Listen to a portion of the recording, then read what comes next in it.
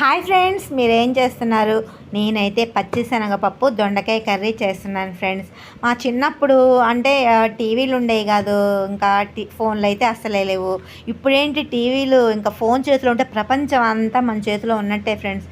ఇంకా ఆ రోజుల్లో ఏంటంటే సినిమా ఒక్కళ్ళు చూసి వచ్చారనుకోండి, చుట్టూ పక్కల వాళ్ళందరూ వచ్చి స్టోరీ చెప్పవా అని మూగేవాళ్ళు అనమాట.